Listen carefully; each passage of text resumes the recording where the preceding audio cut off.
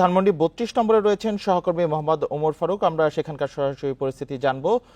ওমর, সর্বশেষ পরিস্থিতি কি সে জায়গার? আমরা দেখছিলাম এর আগের বার যে বুলডোজার নিয়ে আগাচ্ছিলেন বিক্ষুব্ধ ছাত্র জনতা, এখন কি অবস্থা?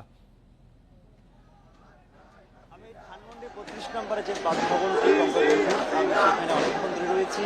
এখন যে মূল ভবনটি রয়েছে সেই ভবনটি কিন্তু বুলডোজার দিয়ে ভাঙ্গা হচ্ছে। আমরা যেটা দেখানোর চেষ্টা করি, এতক্ষণ পর্যন্ত যে মূল ভবনটিতে বিভিন্ন সময়ে আগুন দেওয়া হয়েছে, ভাঙচুর চালানো হয়েছে, কিন্তু এখন যেটি হচ্ছে যে বুলডোজার নিয়ে আসা হয়েছে সেটি দিয়ে ভাঙ্গা হচ্ছে। এখন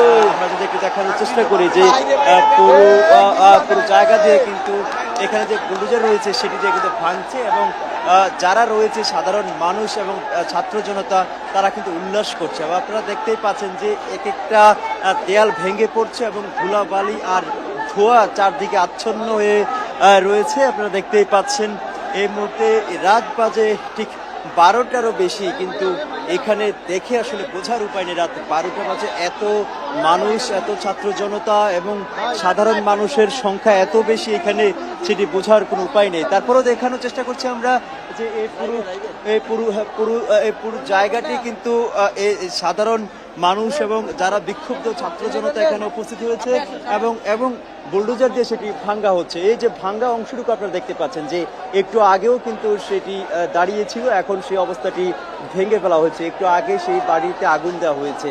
আমি যদি একটু প্রেক্ষাপটটি বলি কি কারণে আজকে এত মানুষ বিক্ষুব্ধ হয়েছে এই বঙ্গবন্ধুর ৩২ নম্বর বাসায় এসেছে, আমি যদি বলি যে গতকাল ছাত্রলীগের ফেসবুক পেজে একটি ঘোষণা দেওয়া হয়েছিল, সেখানে বলা হয়েছে আজ রাত ৯টার দিকে শেখ হাসিনা বক্তব্য প্রদান করবেন এবং তারই প্রেক্ষিতে সাধারণ মানুষ এবং যারা বিক্ষুব্ধ ছাত্র জনতা সেখানে উপস্থিত হয়েছেন তারা বলছেন যে এই বক্তব্যে হয়তো ফেসিবাদকে উস্কা যাওয়ার একটি সম্ভাবনা রয়েছিল।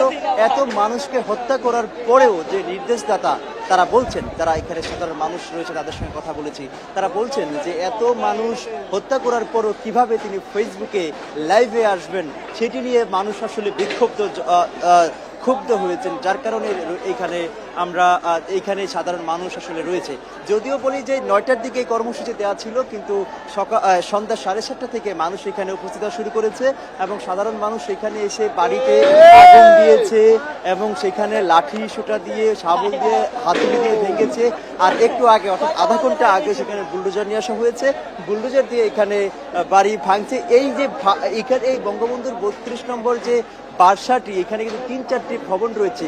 এখন আপনারা যেটি দেখছেন, যেটি বুলডোজার দিয়ে ভাঙ্গা হচ্ছে, সেটি কিন্তু মূল ভবন, সেইখানেই আসলে বঙ্গবন্ধু বসবাস করতেন। আমরা যদি এখন সাধারণ মানুষের দেখি, মানুষ এখানে ব্যাপক উচ্ছ্বসিত এবং প্রতিটা দেয়াল ভাঙ্গার পর কিন্তু মানুষ উচ্ছ্বাস প্রকাশ করছে এবং তারা বলছেন যে এখানে সাধারণ যে মানুষ রয়েছেন তারা সকাল থেকে, তারা সন্ধ্যা 7টা থেকে এখানে উপস্থিত হয়েছেন এবং তারা কিন্তু সেখানে উপস্থিত রয়েছেন এবং তারা সেখানে হাতুড়ি, শাবল দিয়ে ভাঙচুর চালাচ্ছেন। আরেকটু ব্যাখ্যা দেই যে এই ঘটনার আগে জুলাই আগস্টে গণঅভ্যুত্থানের সময় ছাত্র জনতা প্রায় 2000-এরও বেশি মানুষকে হত্যা করা হয়েছে। আমরাও সেখানে সংবাদ যখন কভার করছিলাম দেখছিলাম যে সাধারণ মানুষকে কিভাবে মারা হচ্ছে, পুলিশের পক্ষ থেকে কিভাবে মারা হচ্ছে এবং আওয়ামী লীগের তখনকার ক্ষমতাসীন দলের নেতাকর্মীরা কি পরিমাণ উস্কানি দিয়েছিল সেই সময় সাক্ষী কিন্তু গণমাধ্যম কর্মীরা। এরপর থেকে 5ই আগস্ট যখন সরকার পতন হয়েছে, শেখ হাসিনা পালিয়ে গিয়েছে, এরপর থেকে কিন্তু এই বাড়িটিতে তখন আগুন দেওয়া হয়েছিল। তারপর 10 আগস্টের পর এই বাড়িটি আবার আইন শৃঙ্খলা বাহিনী তারা এই বাড়িটি দিয়েছিলেন এবং আজকে সন্ধ্যা 7:30 যখন সাধারণ ছাত্র জনতা আসা শুরু করেছে, তখন থেকে কিন্তু পুলিশের আমরা আইন শৃঙ্খলা বাহিনী কাউকে দেখতে পাইনি বা আইন শৃঙ্খলার কাউকে কিন্তু আমরা দেখতে পাইনি। আমরা যদি একটু বলি যে এই বাড়িটি আসলে আজকে রাতের মধ্যেই, যারা বলছেন, আমরা এখানে কয়েকজনের সঙ্গে কথা বলছিলাম, তারা বলছেন আজকে রাতের মধ্যেই কিন্তু এই বাড়িটিকে তারা মূল যে বাড়িটি সেটি আজকে ভেঙে ফেলবেন এবং সেই লক্ষ্যেই তারা কাজ করে যাচ্ছে। শুধুমাত্র ছাত্র জনতা নয়, বিক্ষুব্ধ অনেক মানুষই সেখানে রয়েছে, তারা যে যার মতো করে যে যেভাবে পারছে এই বাড়িটি ভাঙচুর চালাচ্ছে। এই ছিল সবশেষ আমার কাছে। ধানমন্ডি ৩২ নম্বর থেকে সর্বশেষ পরিস্থিতি জানাচ্ছিলেন সহকর্মী ওমর ফারুক।